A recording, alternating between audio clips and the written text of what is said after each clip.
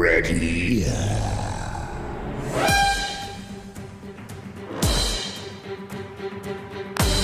The time is here, Guardians.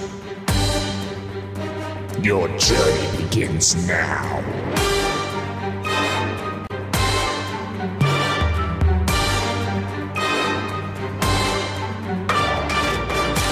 Let us begin.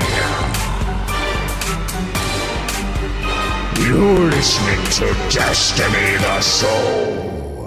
Oh boy, Destiny's show is here. It's the day. It's the 9th show, September 9th. We totally planned it this way so that Destiny, the show number 9, comes out on the 9th, the day that Destiny actually comes out. Completely planned, of course. And all part of the plan. Yeah, you guys just are falling into our secret evil plan. That's actually not evil, but I do got to be real with you guys. We just finished recording the 30-minute show. We were literally at the shoutouts, and my power went out, and so I lost the whole file. I'm trying to hold back the salt right now because I'm pretty salty about the whole thing. But with that said, guys, we're going to do an abridged version of the show. I have work fairly soon, and we're going to just really talk about Destiny. Hopefully you guys get more time to play Destiny because of our short little show. So minimize this, go level your Guardian, do whatever it is that you got to do. Short little piece of news, and then we'll get into the topic because Ditty's been playing for 4 hours.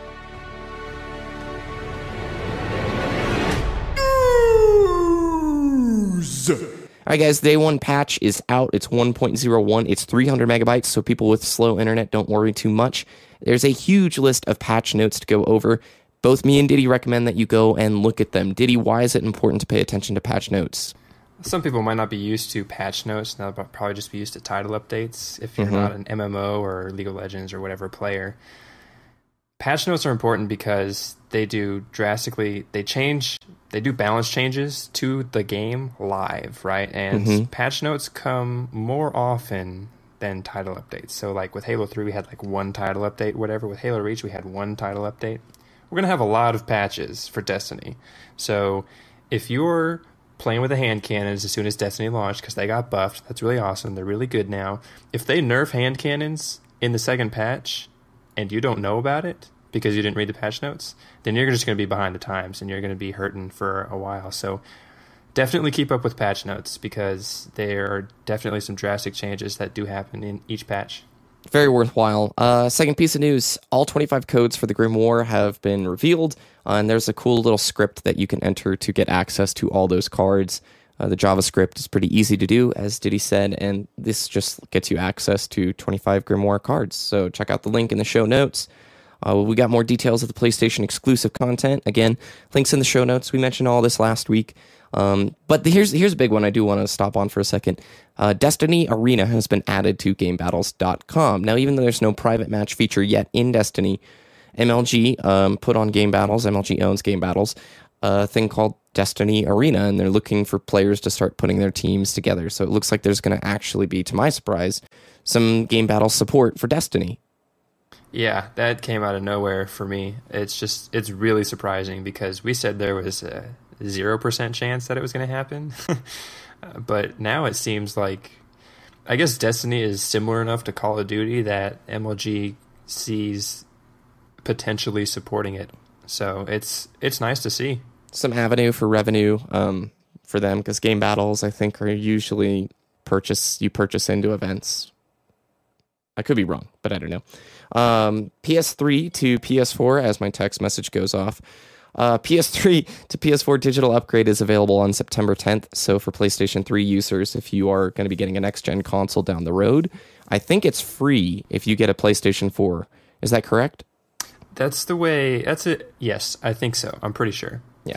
Because Bungie understands, or Activision, they understand that, the holiday season's coming up. Some of you might get next generation consoles upgrades, and they want you to be able to continue to play Destiny on a newer generation of console. And don't forget, all of your information is transferable between generations. So if you have a PlayStation 3 and you're max level already by the time Christmas comes out, and you get a PlayStation 4 for Christmas, then you can just transfer that character. You don't have to lose anything. Free, easy, and good. Everything that we like here at Destiny, the show. This is your ghost, Miranda. And when I'm not out helping Guardians, I'm listening to Destiny the Show. Which finally brings us to what I wanted to actually talk about today, and I already know about it, but that's okay. We're going to talk again. Ditty, how is Destiny so far? What's the experience like? Oh, it's amazing. It's so good. I love it. Especially in terms of the patches that they did from beta until now. The hand cannons are good now. They fire more quickly. You mean they killed people? They actually kill people. They're more useful in PvP now. Poppycock. Exactly. It's just like it's ridiculous. So they got a bit of a damage buff. The hand cannons did, and I have some gloves, gauntlets that increase the reload speed of hand cannons. So it makes it really nice to use, especially when I can just one shot a lot of enemies in the Explore in the campaign. It just makes it so easy. Yeah. So it's nice to pick off the lower level enemies and then actually try and focus the harder level enemies. So what level are you right now in the game? I'm level 9 and I've been playing for about 4 hours. So we said that leveling would be slower once the game came out. That seems to be not true at all.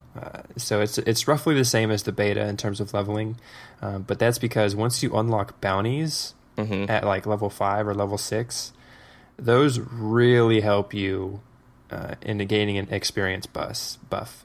It's just like kill 100 enemies without dying in the campaign. Easy. That takes 10 minutes, and it gives you half a level at level 6 or whatever. And it's really useful to make the game feel less grindy and less cumbersome. You know what I mean? Yeah. But now that I'm level 9, I do start to see that the level scaling is taking effect. It took me longer to get from 8 to 9 than it did from 1 to 2. You know what I mean? Yeah. And I'm sure as users who are playing right now probably know, you said the experience is virtually the same as the beta so far in terms of the story missions that you've been playing, correct? Exactly. So the first 6 story missions are the same.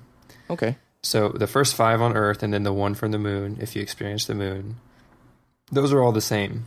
And I've actually only played 1 extra mission that I have never played before, and it was really good. It was very immersive. And they are kind of short, but that's because I'm playing on normal difficulty. Yeah. And I don't want to play on a harder difficulty right now because this is a whole new universe. So like Halo 3, Halo Reach, and Halo 4, I just jumped in, played Legendary campaign because I knew the Halo mechanics. Destiny's a little bit different. I have no idea. It's a brand new thing. It's a brand new game, brand new world, brand new universe, brand new enemies, brand new everything. I just want to calmly and easily make my way through the campaign. So that's why I'm playing on normal first. I might do a harder level because so when I played the moon mission in the beta, I was already max level for the beta, and it's a level 6 story mission. So it was super easy. So I played it on the harder difficulty, and it gave me a nice challenge, right? Yeah, it made it more fun to go through it instead of just grind story, grind story, grind story. Exactly. So when I played that same mission at level 6 when I'm supposed to, on the normal difficulty, I was like, man, this is easy. It was a lot easier than I had remembered. I'm like, wow, there's a lot less enemies coming through that door. So the harder difficulty is noticeable, and it definitely adds some replayability. Something, too, I want to bring up. I know I glossed over the patch notes. Guys, in the first recording, we actually went through a lot of the patch note stuff. There is huge amounts of changes to everything, to abilities, to weapon balance, to timings, to PvP stuff, to world stuff. There is a ton of changes within the first patch set of notes. So the way it actually plays out, like Ditty literally can say that auto rifles feel different. The Hunter feels different already. Like just from 4 hours of gameplay. So it appears that the beta, the testing, and all the changes they've done behind closed doors, it's really doing stuff before the game even comes out, which I'm surprised. Like, I would have expected a patch 1.01 later, 2 weeks after release. You know what I'm saying? Not day 1 of release, yeah. I feel like they must have started development on it and test, because they have to do development and then test that patch for bugs. So they must have done it, like, literally while the beta was going on or right after it ended. Like, maybe we're looking at a 6-week window for patches. Yeah, it was really quick. It's really impressive. Cool. And in terms of max level characters, have you seen anybody with some a 20 yet? Have you seen anyone with sweet gear? What's it looking like in the tower? Not yet. The max level I've seen is 15, and that was actually not in the tower. It was in the PvP, actually, when I was playing Control. Nice. So, like, I saw a hunter with a really cool cape that I really wanted, and I'm like, wow, you're level 15. That's why you just owned me. So, yeah, people have been playing this game a lot, and people are getting up to max level pretty quickly. But that's because a lot of people are, like, masters at grinding this sort of thing. I wanted to bring up, like, the people who stream 24 hours. Like, it's great promotion for the game, but I'm just curious, will there be a lot of desire and intent to watch Destiny down the road? And my gut feels like, in some regards, yes. In other regards, no. Like, the basic level 1 to 20 experience, once people past this first week go, I don't think you're going to see a lot of people, like, wanting to watch that. But strikes and raids, I think raids especially, if they're as difficult as we've been led to believe, that could be a very successful thing. And you actually brought up, before my power went out, a cool idea for competitive leaderboards regarding raid times, who can complete this on hard the fastest, you know? Yeah, exactly. I was thinking more along the lines of the game battles aspect. Like, what can game battles do if there's no private lobbies? Like, they can't do PvP matches. Well, they could do some sort of raid or strike leaderboard type thing. There's going to be a world first, you know it. There's raiders and guilds who are already getting ready to try and down the Vault of Glass raid on hard to be the first. I expect we'll see that at least a week or two. See, I'm gonna give it 10 days. I'm gonna give it 10 days before we see the world's first Vault of Glass completion. I'll take the bet. 14 days. I'm thinking 2 weeks, man. 2 weeks? All right, so I have September 19th. You have the 25th. I hope we're wrong. I hope it's like 3 weeks to a month or something ridiculous. That's not good math. I'm sorry, listeners. Doing math on the show, and you're even good at math, but it's dangerous, dude. 19th and the 23rd. Those are the 2 dates. We'll see who's right. BBC ran a big article on Destiny today. It's worthwhile to read. I'm just going to hit the high points of it. It's called Destiny and the Rise of Battle-Tested Video Games. It talks about the huge and extensive testing that Bungie did in the alpha and the beta behind closed doors to ensure an optimal experience. And it notes how this, excuse me as I hiccup, is a trend for gaming that they see as a positive thing. And Bungie really emphasizes, we thought this was a good idea, and we're doing this with Destiny. We want to make sure, after the previous giant AAA title launches, like, it notes GTA 5's catastrophic, horrible online launch. I don't know if you were privy to that, dude. But I heard about it. It was just like day one, GTA Online. Everybody was like, yeah. And then everything crashed. And it's just like, it didn't work for weeks, dude. For weeks, it didn't work. It was awful. So they tried to avoid that with all this testing. And how was your experience so far? Was it smooth logging in? Have there been slow times? Has there been lag spikes? What's it like? The first time I tried to go into the tower, it took a little bit longer than I had expected. But that's because it was the first time connecting to the tower servers. Okay. And ever since then, it's been as smooth as ever. Wow. So it's beta level of smooth, right? It's a little bit quicker in terms of the load times. Woo! That's exciting. I remember the alpha loading, like, from Explorer to Tower took, like, 3 minutes. Jeez. And then the beta was only, like, 30 seconds. And now it's just, like, 15 seconds. So it's just improvement. That's good to hear. Destiny's a $500 million game. The article talked about that. $180 million for development, a marketing budget of $100 million. And you had noted that the additional funds left over are for the DLCs and future Destiny titles. So we were just saying, that's like Hollywood numbers right there, you know? Yeah, it's ridiculous because, like, I'm thinking about Napoleon Dynamite. That was such a low-budget movie. Yeah. And it was so successful, right? Yeah. And with this budget, this is ridiculous. Like, some summer blockbuster movies don't have this kind of budget. It's ridiculous. Yeah. But they have to pay for servers and a whole slew of things, too. But exactly. This is like Pirates of the Caribbean level, dude. And it is over the next 10 years, I'm pretty sure. It's not like Destiny, day one, September 9th launch, $500 million. That's how much it costs. No, yeah. I don't think that's true. I think it's over the next 10 years. The rest of the money is going to be for maintenance of the game and the longevity of it. 5 years, too, man, of the development cycle. That was when I started college virtually. That's insane.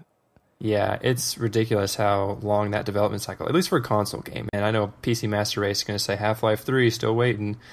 It's whatever, man. 5 years for any game is a really long development cycle. For a console game, too, dude. Oh, my word. If you think about Call of Duty, I mean, Halo, Call of Duty, those were 2, 3, 4 years, whatever. This one's 5, and it's really polished. It's really good.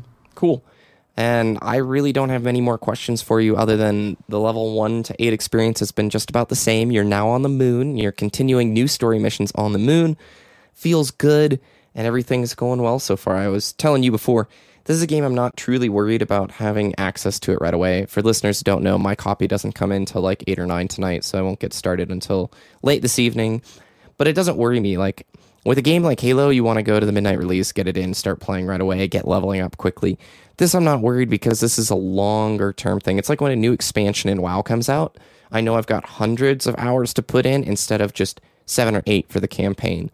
And I really like that feeling, you know, for a first-person shooter to just come out and have this relaxed, nice, this is going to be in my disc tray for a long time.